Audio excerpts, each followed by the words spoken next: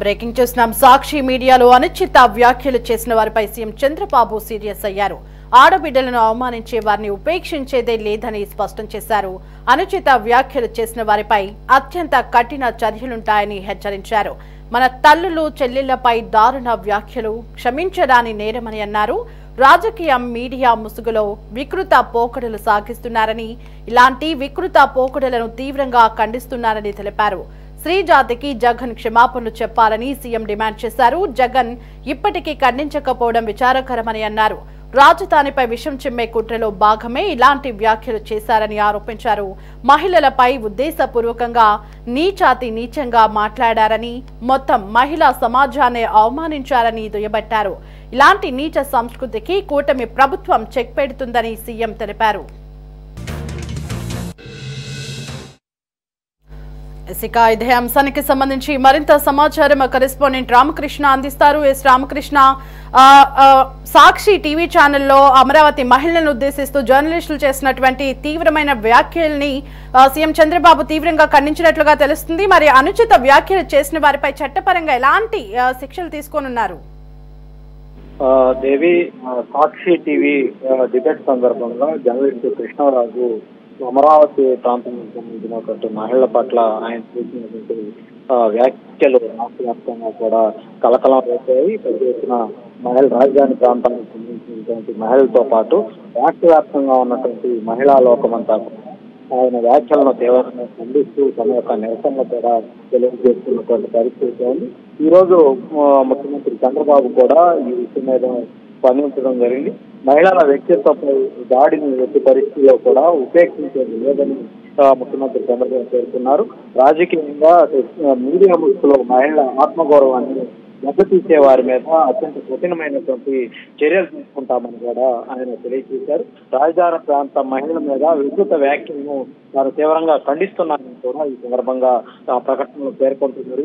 ఆడబిడ్డలు గౌరవించే సంస్కృతి ఈ ఆంధ్రప్రదేశ్ లో ఉంటుంది. స్త్రీమూర్తులను ఆరాధించే సమాజం ఈ భారతదేశం. అలాంటి మన సాంప్రదాయాన్ని, మన భారతీయ జీవన విధానాన్ని, ముఖ్యంగా ఈ తెలుగు ప్రజల సంబంధించి ఆడబిడ్డను అమ్మతో ఎంతో ఆదరణ కోసం, అలాంటి మన రాష్ట్రంలో రాజకీయ విద్వేషాలతోటి, మీడియా విశ్లేషణల పేరుతోటి నిస్సిగ్గుగా తల్లులు చెల్లెళ్లమైన దారుణమైనటువంటి వ్యాఖ్యలు చేయటం ఏమాత్రం కూడా క్షమించడాన్ని నేరమని కూడా ముఖ్యమంత్రి చంద్రబాబు పేర్కొంటున్నారు.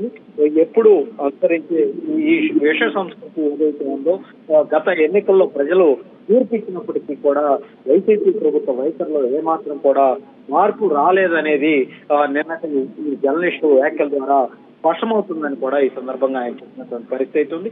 రాజధాని గురించి ఆ ప్రాంతంలో ఉన్నటువంటి మహిళల వ్యక్తిత్వాలను అవమానించే విధంగా వేశ్యలతో పోలుస్తూ, వేశ్యలుగా మాట్లాడుతూ దారుణమైనటువంటి వ్యాఖ్యలు చేయటాన్ని ఎట్టి పరిస్థితుల్లో ఉపేక్షించబోమని కూడా ఆయన స్పష్టంగా చెప్పారు.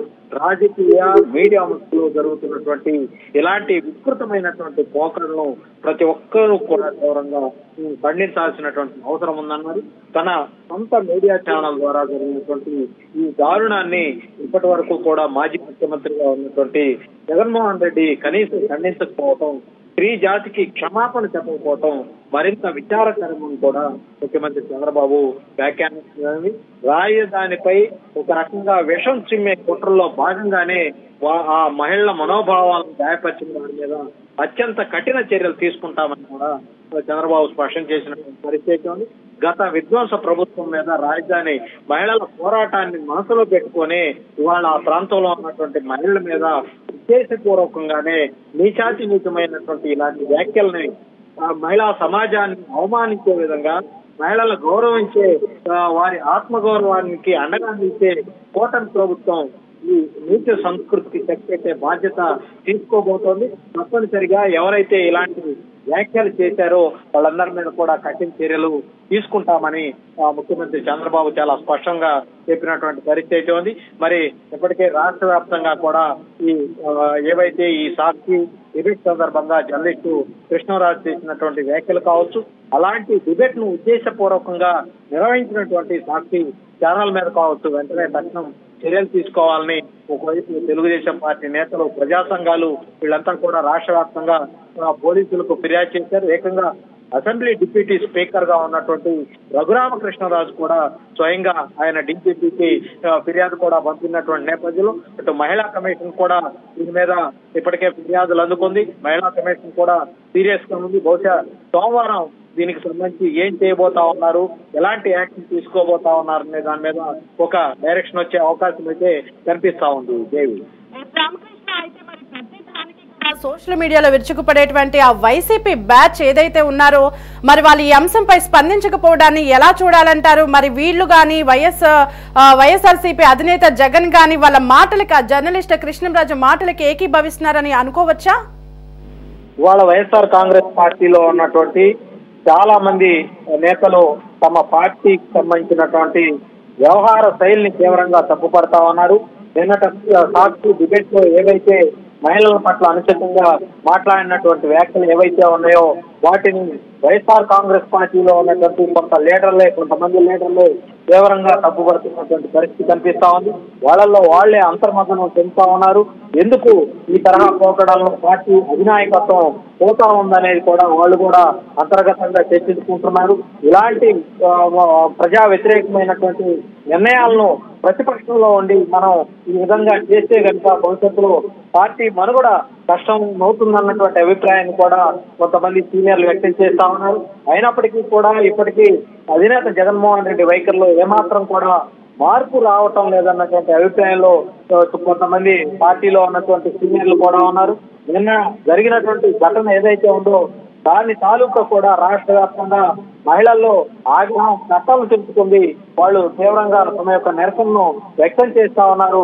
ఇవాళ రాష్ట్రంలో సాక్షి పత్రిక అలాగే ప్రతిపక్షంలో ఉన్నటువంటి వైసీపీ ప్రజల కష్టాల్లో ఉంటే వాళ్ళ సమస్యలను ప్రభుత్వం తీసుకొచ్చి పెద్ద ఎత్తున తమ వైపు నిలబడి ఉండాల్సినటువంటి ప్రతిపక్ష పార్టీ ఏకంగా ఈ ఆంధ్రప్రదేశ్ లో ఉన్నటువంటి ప్రజలందరి మీద కూడా విషం కట్టే ప్రయత్నం చేస్తా ఉందన్నటువంటి ఒక ఆలోచన కూడా ఈ రాష్ట్రంలో ఉన్నటువంటి ప్రజలంతా చేస్తా ఉన్నారు. నిన్న మనం చూసుకున్నట్లయితే తెనాలిలో రౌడీ షీటర్లు అక్కడ ఉన్నటువంటి మహిళల మీద, పోలీసుల మీద దాడులకు పాల్పడి అత్యంత దారుణంగా అక్కడ రౌడీ కార్యకలాపాలను తెనాలి పట్టణంలో నిర్వహిస్తా ఉంటే అలాంటి రౌడీలకు మద్దతుగా అప్పట్లో గతంలో ఉన్నటువంటి వాళ్ళంతా కూడా అక్కడ ఇష్టారాజ్యంగా చెలరేగిపోతే గత జగన్మోహన్ రెడ్డి పాలనా కాలంలో అలాంటి వాళ్ళను కట్టడి చేసే ప్రయత్నాన్ని పోలీసులు చేస్తే ఏకంగా రౌడీ షీటర్లకు మద్దతుగా జగన్మోహన్ రెడ్డి అక్కడకు వెళ్ళటాన్ని అటు వైసీపీ నేతలే కాదు రాష్ట్ర ప్రజలంతా కూడా ఇది ఏమాత్రం కూడా సరైనది కాదని తప్పుపట్టే పరిస్థితి అయితే కనిపించింది. మరి నిన్నటికి నిన్న ఈ సాక్షి ఛానల్లో మన అమరావతి ప్రాంతంలో ఉన్నటువంటి ఏదైతే ఈ అమరావతి ప్రాంతాన్ని చంద్రబాబు దేవతల రాజధాని అని చెప్తా ఉంటే ఆ జర్నలిస్ట్ కృష్ణరాజు మాత్రం చంద్రబాబు చెప్పినట్టు ఇది దేవతల రాజధాని కాదు, ఇది వేశ్యల రాజధాని అని ఆయన స్వయంగా చెప్తా ఉన్నాడంటే మరి ఇదంతా కూడా ఒక ఉద్దేశపూర్వకంగానే కొన్ని నేషనల్ మీడియా పత్రికల్లో ఇవన్నీ కూడా ఈ రాతలు ముందుగానే రాయించటం, ఆ రాతలను దాని మీద ఇక్కడ సాక్షి ఛానల్లో డిబేట్లు పెట్టించడం, ఆ డిబేట్లలో కొంతమంది పనికిమాలిన జర్నలిస్టుల ద్వారా జర్నలిస్టులనే చెప్పుకునే వాళ్ళ ముసుగులో వాళ్ళ చేత ఇలాంటి మహిళల మీద వాళ్ళ కించపరిచే విధంగా కామెంట్లు చేయించడం ఇదంతా కూడా జరుగుతుందని కొంతమంది తెలుగుదేశం పార్టీ నేతలు కూడా ఒక అంచనాకు వచ్చారు. ఇది కావాలనే కుట్రపూరితంగానే ఆ జర్నలిస్ట్ కృష్ణరాజు చేత ఈ సాక్షి ఛానల్ డిబేట్ సందర్భంగా కొమ్మినేని శ్రీనివాస్ అనే ఒక వ్యక్తి ఈ విధమైనటువంటి ఆరోపణలు చేయించాడు.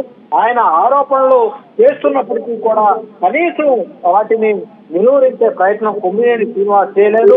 నిజంగా చెప్పాలంటే ఆయన ఒక సీనియర్ జర్నలిస్ట్ గా రాష్ట్రంలో చెప్పుకొని తిరుగుతూ ఉంటాడు. మరి అలాంటి సీనియర్ జర్నలిస్టు అక్కడ డిబేట్ లో అతను ఒక నీచమైనటువంటి మాటలు మాట్లాడుతూ ఉంటూ కనీసం దాన్ని అడ్డుకునే ప్రయత్నం కూడా చేయకపోవటం నిజంగా అటు జర్నలిజానికి కూడా ఒక రకంగా మాయని మస్తాయని చెప్పాలి. చిత్తశుద్ధి ఉంటే ఇప్పటికైనా అటు జగన్మోహన్ రెడ్డి ఎవరైనా ఉంటే తక్షణం దీని మీద బహిరంగంగా రాష్ట్రంలో ఉన్నటువంటి మహిళలందరికీ కూడా క్షమాపణలు చెప్పాల్సినటువంటి అవసరం ఉందని అటు తెలుగుదేశం పార్టీ నేతలు కూడా పెద్ద ఎత్తున డిమాండ్లు అయితే చేస్తున్నటువంటి పరిస్థితి అయితే ఉంది. Right Ramakrishna, thanks for the updates.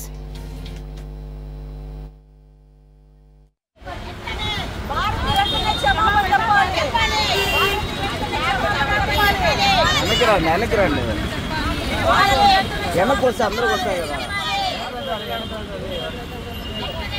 Kumar గారికి ఇబ్బంది రండి రా రే.